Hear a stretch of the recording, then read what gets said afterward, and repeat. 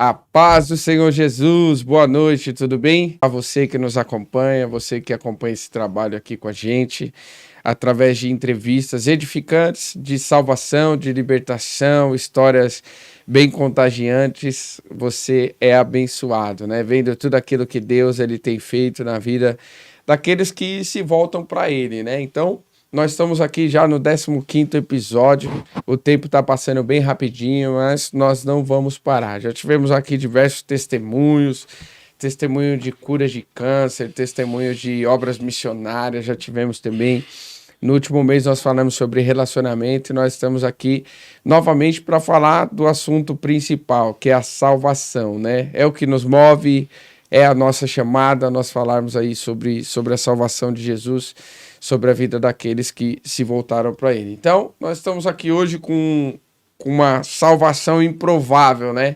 É o tema do vídeo, né? Uma salvação improvável. Estamos aqui com o nosso amigo, pastor Mohamed Ali. Pastor Mohamed, seja bem-vindo. Obrigado por aceitar esse convite. Obrigado por nos prestigiar aqui hoje. E eu creio que esse bate-papo aqui vai ser bênção para a vida daqueles que nos acompanham.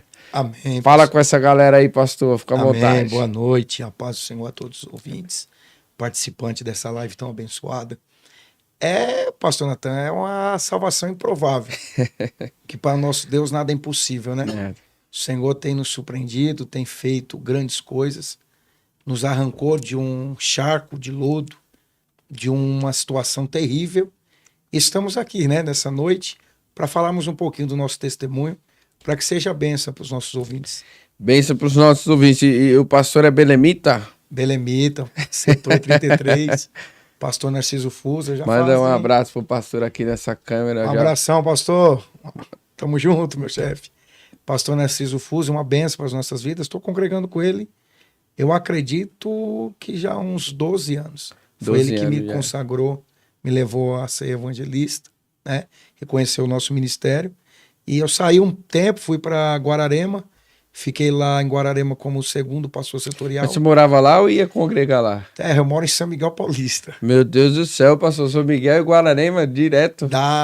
Você acredita que dá 50 minutos? É. Porque é direto, você pega Ayrton Senna, você vai e não pega trânsito.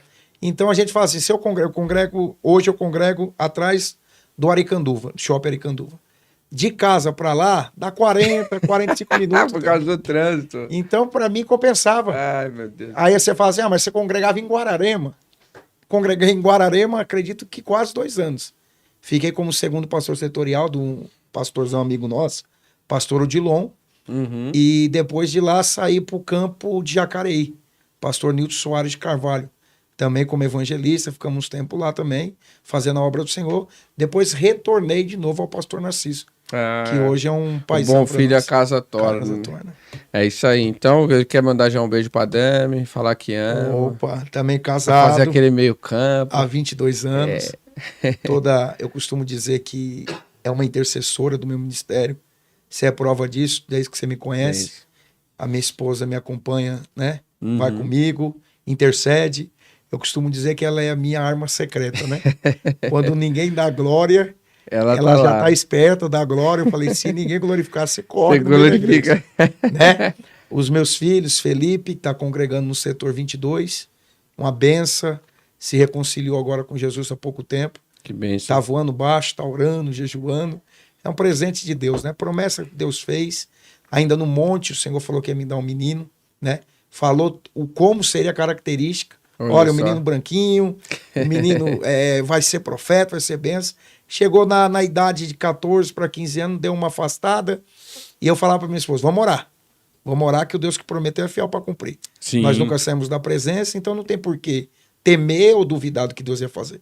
E aí agora, mais ou menos uns 4, 5 meses, voltou, tá lendo Bíblia, tá jejuando, tá crente. É isso aí, e o Enzo Pentecoste, que é o mais novo. Enzo né? Pentecoste, isso aí. Enzo é fogo puro, é benção também.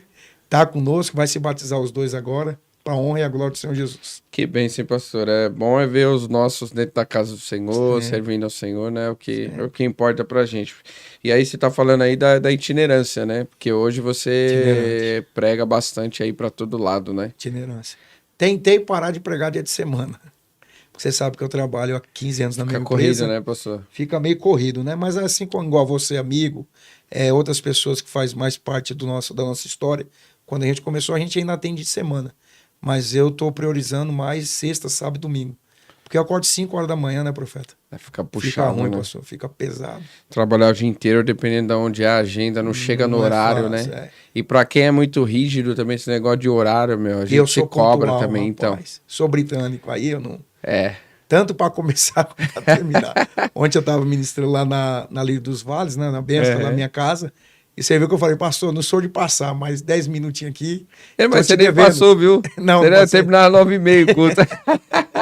Então, é porque pra errando, você se justificar, mas errando, você ainda acertou ainda no horário. Mas é bênção, é bênção. Bênção de Deus. Mas, pastor, essa bênção toda aí, né? Pregador, família na presença de Deus. Mas você não tinha nenhum motivo para estar servindo a Deus hoje, né? Você nasceu numa família árabe. É que para você que está nos acompanhando, o nome dele é Mohammed Ali. Eu sou um dos únicos, assim, que já acerto o nome dele, porque é muito tempo, né? A maioria evita até de falar. É. A maioria evita de falar, mas como eu conheci ele há muito tempo já, há muitos anos, aí eu sempre faço questão de falar, não, nosso pastor Mohammed Ali. Isso aí. Mas Mohammed não é brasileiro, né? É de família árabe, da onde que veio sua família? Geralmente eu costumo dizer assim, né? Quando eu dou meu nome Ali, que é o primeiro nome, é Ali, Mohammed Ali. Alguém pensa que é Ali, saiu fugido de lá, não por ter feito nada de errado, mas por uma guerra civil que na época foi instaurada lá no Líbano. E ele veio do Líbano para cá com 18 anos. E com 18 anos, estrangeiro... Isso a gente tá falando de 1950, 60, nessa por aí, né? Então, por aí. Já tinha guerra lá. Já, a guerra civil ela se estende por muitos anos, né? E veio para o Brasil, estrangeiro, ele foi o primeiro da família. E começou aquele... Lembra, naquela época tinha o mascate, né? Que comprava as coisas. Sim. Até hoje ainda tem, mas é bem menos, né? E vende, importa, importa. Ele fala que passou muito aperto, situação muito difícil. E sempre lutando. Meu pai, eu costumo dizer que foi um guerreiro, né? Lutando e conseguiu sair dessa vida, abriu uma loja na Vila Ré, depois abriu outra loja no Imperador, fez o patrimônio dele e prosperou no Brasil. Brasil é uma terra abençoada, né? É abençoado. Brasil para estrangeiro. Isso que eu ia falar, porque os imigrantes que vêm para cá, a gente olha, a gente tem o quê? A gente tem muito japonês, a gente tem muito italiano. A nossa nação é muito miscigenada, árabe demais, né? demais. Árabe demais. Aí, depois que estourou a guerra da Ucrânia, agora a gente viu que tem muitos ucranianos aqui no Brasil Paraná. É a aqui. mãe, né? Brasil É uma mãe. E os imigrantes vêm para cá e vencem, né? Prosperam.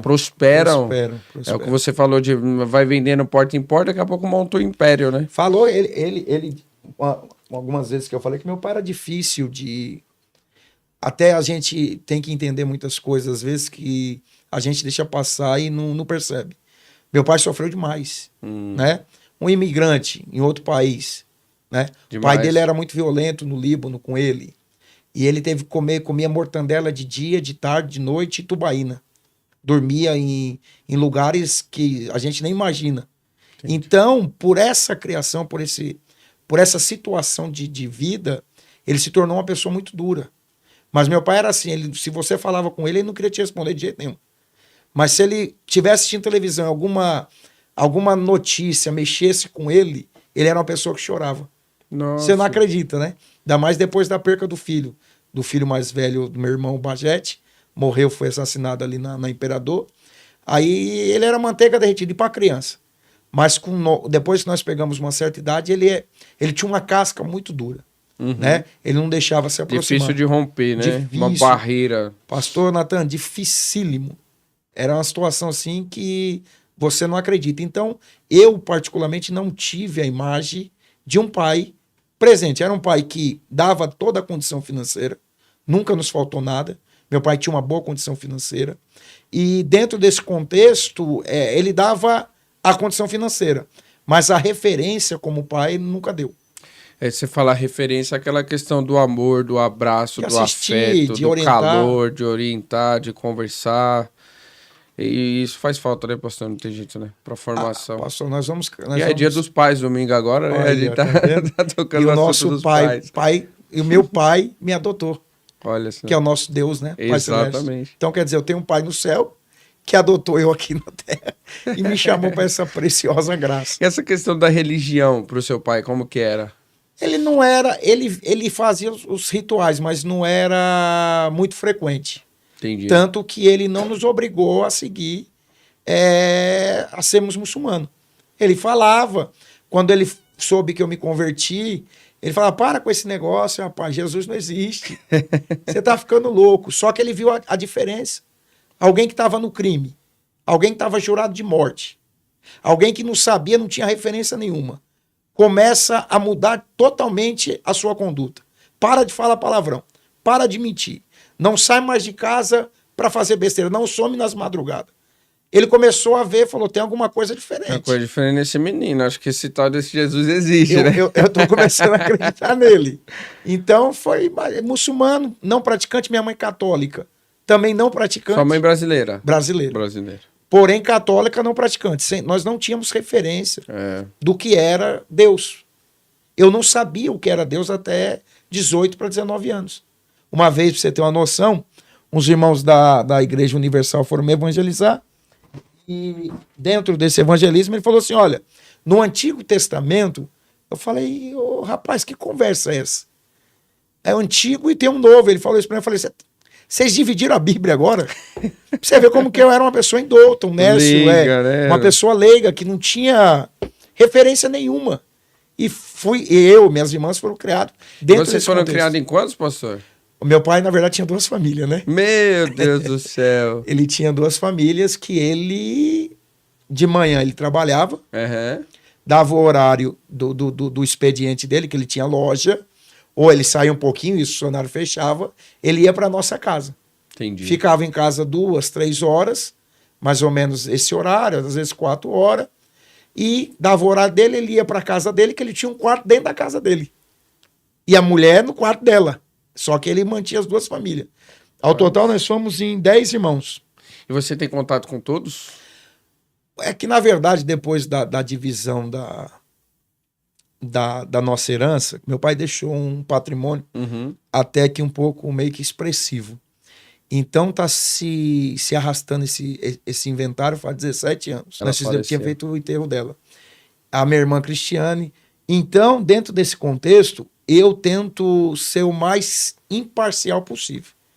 Porque você sabe que há dentro de uma divisão, sim, porque há os irmãos de lá, as 2 filhas dele, nas famílias hoje em dia não precisa nem ter nada expressivo. O pessoal briga por causa de uma casa de, sabe, que, tipo, não vale $500 mil, o pessoal tá brigando, vira a cara um pro outro, não fala, o negócio não precisa ser expressivo, não. As pessoas têm essa mania, né, de não resolver as coisas como tem que resolver, tem que virar guerra, tem que virar um... Então, esse seu caminho, essa sua estratégia de ser imparcial é melhor que você tome para não perder o contato. Por você ter uma base, a única pessoa que tinha contato com essa mulher que chama Dolores era eu. Olha só. Eu chegava lá porque eu fazia essa mediação, porque eu tinha que levar meu pai no hospital. Então, eu tinha que buscar ele na casa onde ele estava residindo. E você precisava de caminho aberto. E aí eu conversava com ela. No dia que meu pai morreu, eu até estava comentando agora aqui, antes da gente entrar, ficar online,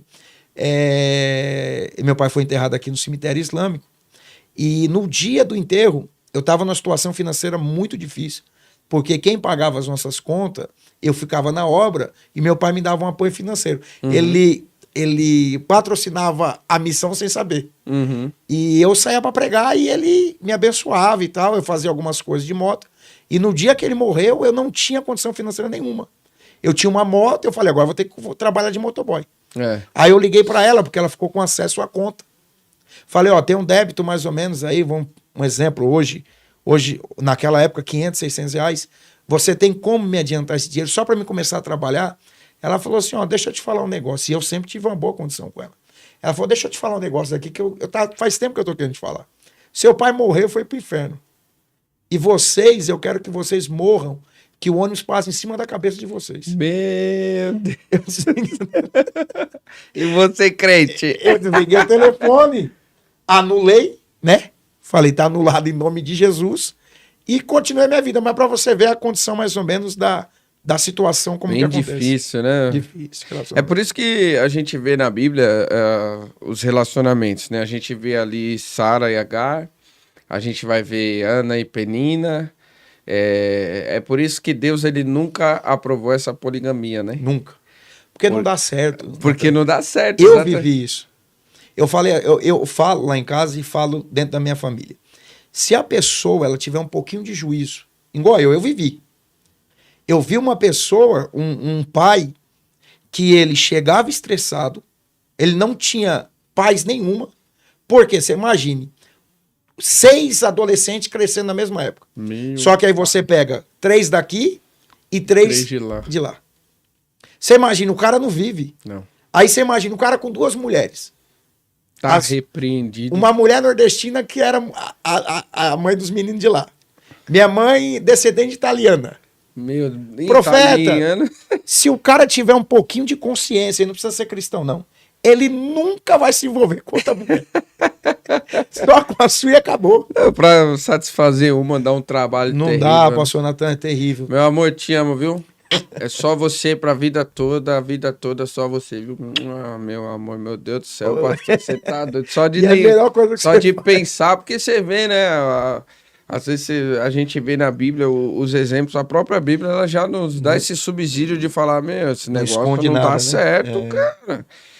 Pastor, que negócio conturbado, hein? Aí você foi crescendo, adolescência, ainda teve o seu pai ali do lado, mesmo sem referência religiosa. Nenhuma. Você nunca teve vontade de estudar a religião do seu falar pai, a verdade? de seguir? Nunca. Nunca. Porque dos 14 anos eu era muito fissurado em moto.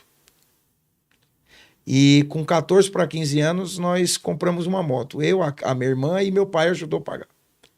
E você sabe que uma moto, eu morava dentro de uma comunidade, ela é um acesso muito rápido para você ir para a vida errada.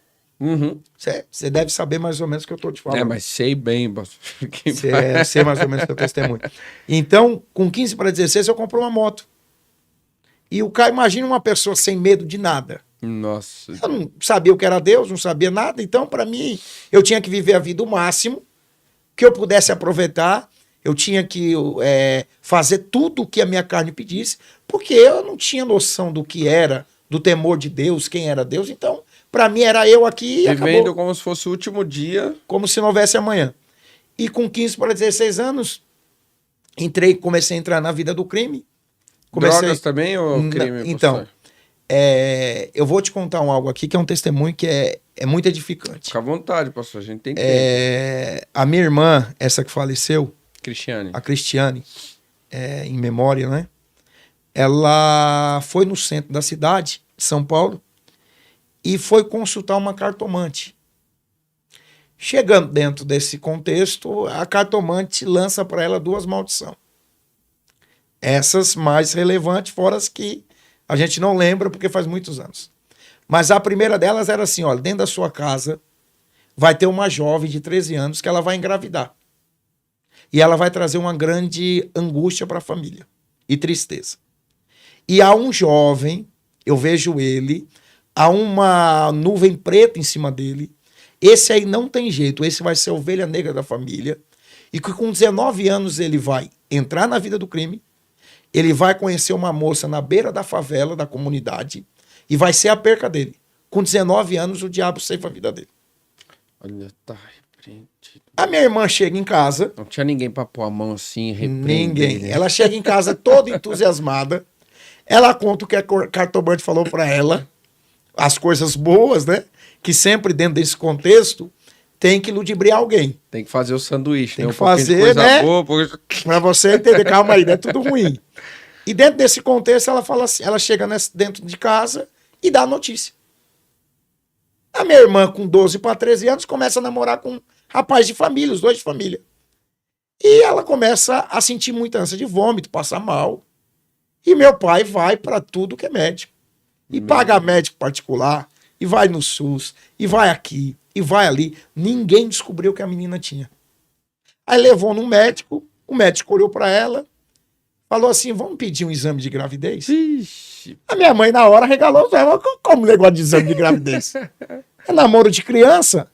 Sabe aquele namoro que 13 para 14 anos, aquela coisinha inocente. Inocente naquela época era, né? Hoje em dia não. Naquela época. Naquela época as pessoas ainda ficavam mais abismadas. 20, né? Quase 30 anos atrás. Isso, era outro contexto. Era outro contexto. Aí, dentro desse contexto, ela fala: ó, aí tem mais um porém, viu? Essa menina vai ficar grávida, e o Ali vai. Esse jovem, que no caso era eu, vai acontecer isso. Primeira coisa, Já 13 anos. A menina ficou grávida. A menina ficou grávida. Meu Deus. Aí aquilo acendeu uma luz dentro de mim, do inimigo. Uma coisa do inimigo. Porque eu pensava assim: se eu vou morrer com 19 anos, eu vou fazer tudo que eu tenho que fazer. Eu vou aproveitar até lá. Já tá dentro do contexto. E dentro desse contexto. Mas você podia ter pensado: eu vou me cuidar aqui, não vou me envolver com nada de errado, né? Vai Mas eu era meio kamikaze. Eu era meio 15/5, era difícil. Aí o que acontece? Dentro desse contexto eu falei assim: não, então eu vou. Aí entrei pra vida do crime, comecei a fazer uns assaltos. Moto, você tá falando aí de 30 anos atrás também. Uns 25. E quem tinha moto era o top da vila, né? E ainda mais dentro da comunidade. E aí atraía tudo, né? E eu era um bom piloto. Eu comecei a ser conhecido como piloto de fuga. Entendi. Tanto que tinha uns caras no Imperador que Mas queriam me dar também não umas tinha 600, nem 600 viatura na época. rua também, né, pastor? Tinha. Eu dava uns perdidos. Eita Deus. Eu lembro uma vez que nós estávamos subindo. Tem uma subida lá que é muito conhecida, Subida da Xingu.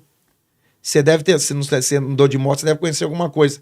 Você lembra da RD 135? Dois Conheço. tempos. Ela só acender pra parar, ela não conseguia. Para. Tinha RD 135 e tinha 350, a Viúva Negra a Viúva 350.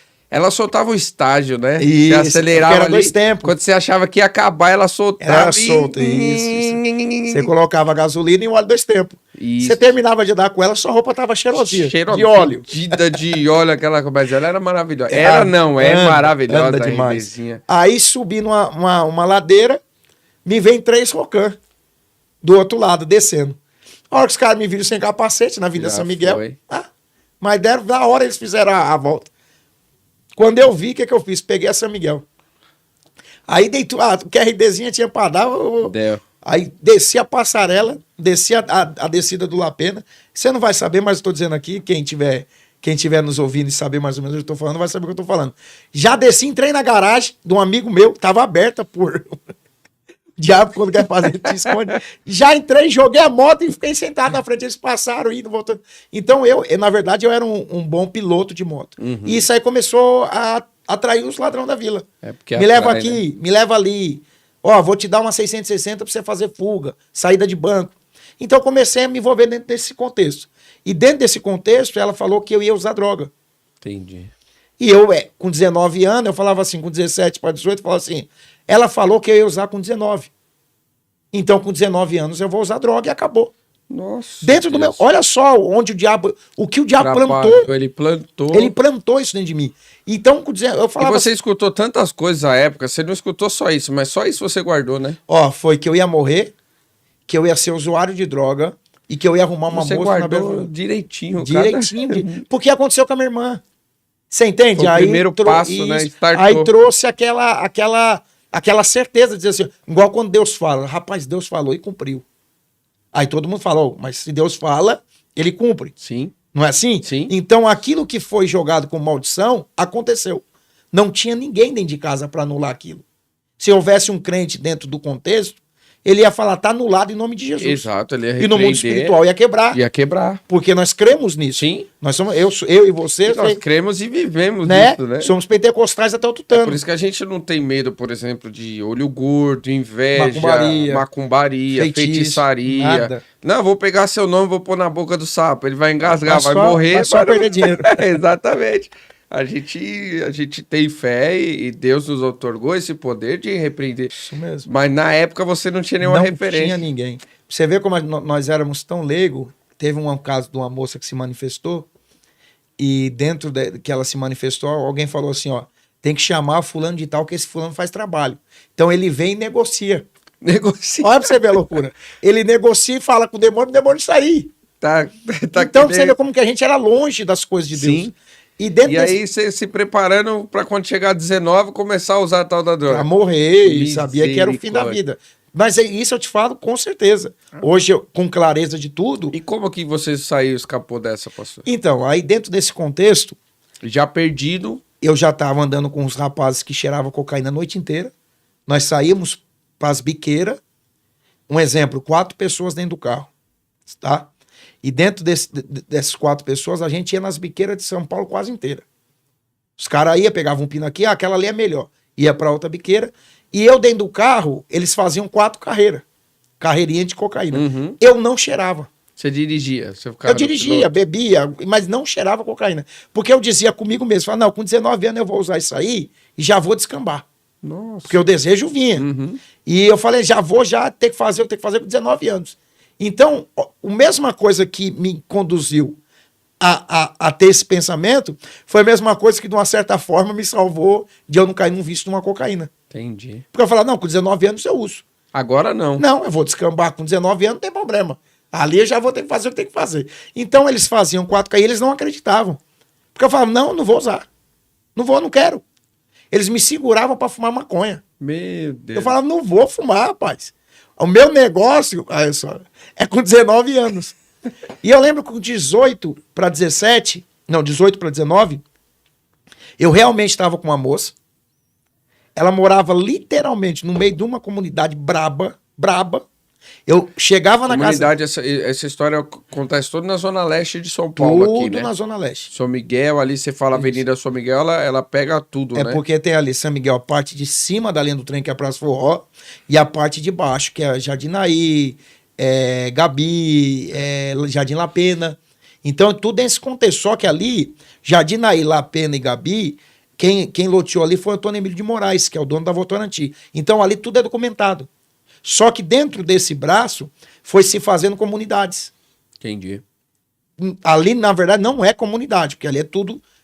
água, luz, tudo certinho, documentado, paga IPTU, só que as partes de baixo, ali já virou comunidade. E ela morava justamente ali. Uhum. Eu fiquei mais ou menos com essa menina, a mãe dela, eu fiquei sabendo depois que batia tambor, que era da... Macumbaria? Da raiz Africanas. matriz africanas. E a mãe dela tinha muito gosto, me tratava muito bem de eu continuar com ela. Porque meu pai tinha uma condição social bem e tal. Uhum. E eu era uma pessoa que tinha tudo para dar certo, mas estava dando errado.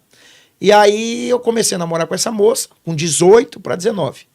Aí arrumei uma briga com um rapaz que era sobrinho do primeiro comando da Capital Rota. E arrumei uma confusão, puxei um revólver para ele lá em cima. E ele contou pro tio dele, o tio dele fazia parte da rota e o tio dele me prometeu de matar. Ah, você arrumou briga com o sobrinho de um rotariano. Isso, que com era 18 para 19. Policial militar da rota. Ostensivas de Aguiar. De Aguiar. Aí você... Aí eu falei, tô na água. Quantos anos? 18 para 19. Tava quase lá, mas... Só o que era bom? Bom em termos, né? Dizendo assim de uma forma bem genérica. O bom é que onde eu morava, não entrava nem ladrão de fora e nem a polícia. Entendi. Para entrar era difícil. Porque era uma área muito perigosa na época. Uhum. Porque na época... Na época eles tinham as veraneio? Já era veraneio, as barconas. E aí quando esse